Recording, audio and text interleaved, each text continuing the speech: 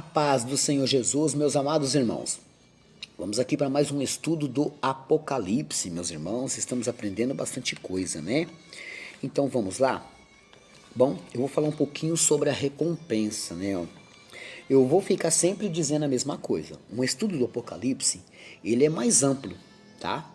E para você entender, ele demora muito mais, meus irmãos. Poderia dizer assim que 7 meses para a gente estudar o estudo do Apocalipse completo. Mas isso tomaria muito tempo e ele é bem complexo, né? Então não dá. Por isso que eu gosto de fazer isso em palestras, que pode durar menos tempo. Em áudio daria muito tempo.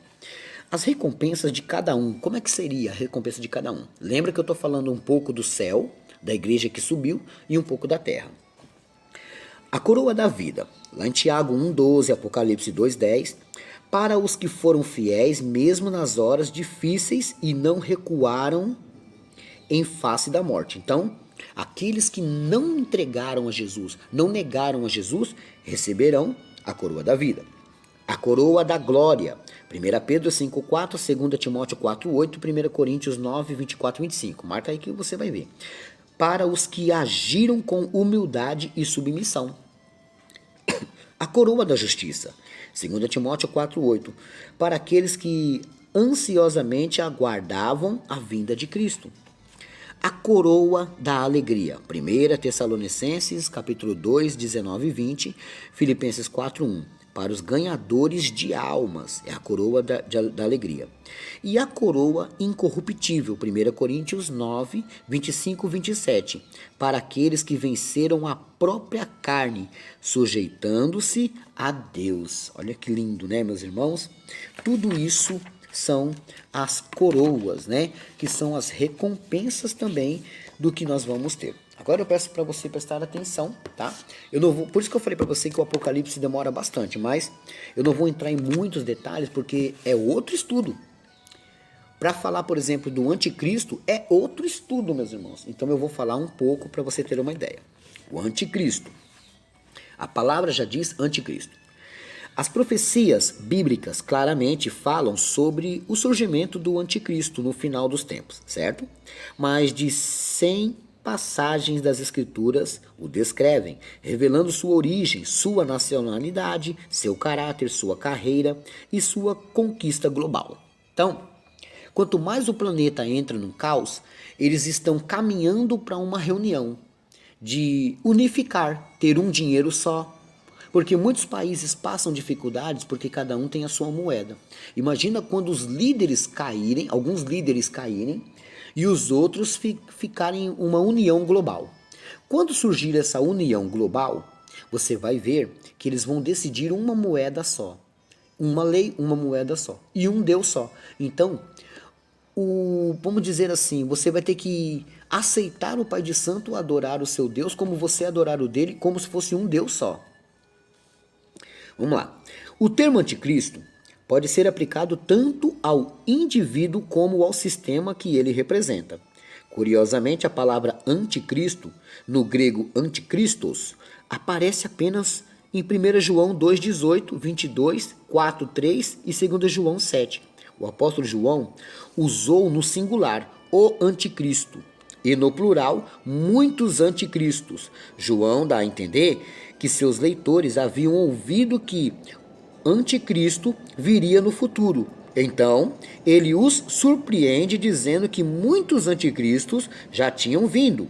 João descreve estes anticristos menores como mentirosos que negam que Jesus é o Cristo. Então, por exemplo, se você conhece uma pessoa que ela não crê em Jesus e ela nega que Jesus é filho de Deus, ele já é um anticristo. Mas ele não é o anticristo do Apocalipse, tá? São anticristos que o apóstolo João falou que viria antes.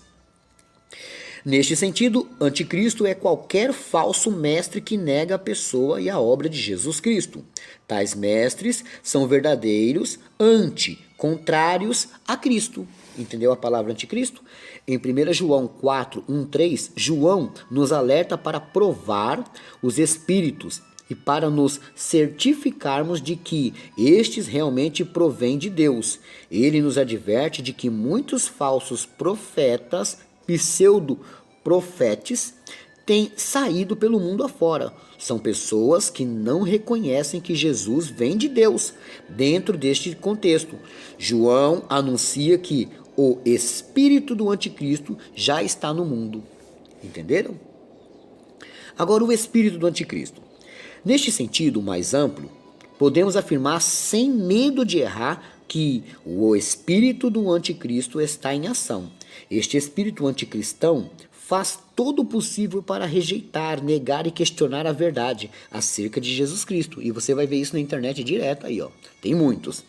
Ele tem estado em atividade desde o século I depois de Cristo, opondo-se ferozmente contra a obra de Jesus na terra. Os escritores da Bíblia certamente criam que o espírito do anticristo estava vivo e ativo no primeiro século. Por esse motivo, não lhes causou surpresa a rejeição ao cristianismo, acompanhada de perseguição e até mesmo martírio. Mataram os primeiros homens, né? Eles estavam convencidos de que a guerra espiritual entre Cristo e o anticristo já havia começado. Tá entendendo? Muitas as remotas referências cristãs ao anticristo estão presentes no Apocalipse de Pedro, olha só, no Didaquê, na ascensão de Isaías e na epístola do pseudo Tito. Também vemos tais referências dos escritos de diversos pais da igreja, como Irineu, Jerônimo, Hipólito, Irineu, que estudou com Policarpo, que por sua vez fora discípulo do apóstolo João. Então, existia um homem chamado Policarpo. Se você achar algum livro dele, pode comprar, porque eu tenho um também, é muito bom. Então, Policarpo, tem a história dele, né? Se você achar algum livro que fala de Policarpo, leia. Ele estudou com João, meus irmãos, ele conheceu João. E Policarpo, meus irmãos, estudou com Irineu também. Olha que forte. Policarpo era discípulo de João. Se você achar alguma coisa dessa, você vai descobrir algumas coisas muito legais. É ele que fala essas coisas também. Disse que o anticristo viria como uma apostata, personificando a apostasia satânica. Desde o início da era cristã, os crentes sempre estiveram convictos de que um governante mundial, a encarnação de Satanás, em algum momento surgiria, como o Apocalipse 12, 13, representa uma trindade profana que reúne Satanás, correspondente ao Pai, o anticristo, correspondente ao Filho, e o falso profeta corresponde ao Espírito Santo. Então, Satanás, ele criou a trindade satânica. Então, repetindo para você, o anticristo corresponde, vou ler de novo, o anticristo, ele, deixa eu voltar aqui, apresenta a trindade satânica, Satanás, ele corresponde ao Pai. Então, tipo assim, quem é que está de frente com o Pai para lutar? Satanás. Quem é que corresponde com o Filho, de frente com o Filho? O anticristo. E o falso profeta corresponde com o Espírito Santo. O verdadeiro poder por trás do anticristo é, portanto, Satanás, o pai da mentira. É a origem do engodo que condenará multidões ao juízo de Deus, segundo a Tessalonicenses 2:11, né? Então, você entendeu um pouquinho aí do anticristo. Ele vai aparecer, é um espírito que vai aparecer, tá? Então, se prepare para muito mais você aprender sobre isso, né? Para você entender um pouquinho mais sobre isso. Eu estou fazendo aqui uma pequena recapitulação de algumas coisas para você entender. A besta, para você ter uma ideia. A Bíblia, ela dá diversos nomes e títulos para a pessoa a quem usualmente nos referimos como anticristo. Cada um traz um novo vislumbre, uma nova faceta de seu caráter, a sua natureza diabólica. Juntos apresentam um complexo retrato do anticristo. Eis alguns exemplos. Por exemplo, a besta. Ela vai subir do mar, uma besta que tinha 7 cabeças e 10 chifres, e sobre os chifres 10 diademas, e sobre as cabeças um nome de blasfêmia. Apocalipse 13:1. Né? E o anticristo, filhinhos, é já a última hora, e como ouviste que vem o anticristo, também agora muitos se têm feito anticristos. Quem é o mentiroso, senão aquele que nega que Jesus é o Cristo? É o anticristo, esse mesmo que nega o Pai e o Filho. 1 João capítulo 2, verso 18 a 22, né? Então, você pegou aí uma pequena parte sobre esse assunto, tá bom? Nós ainda estamos vendo aqui pouco, por exemplo, lá na Terra, eles começaram a aparecer e vão falar um pouco, né? Eles não vão ficar muito tempo assim, não, porque eles só têm 3 anos e meio, ok?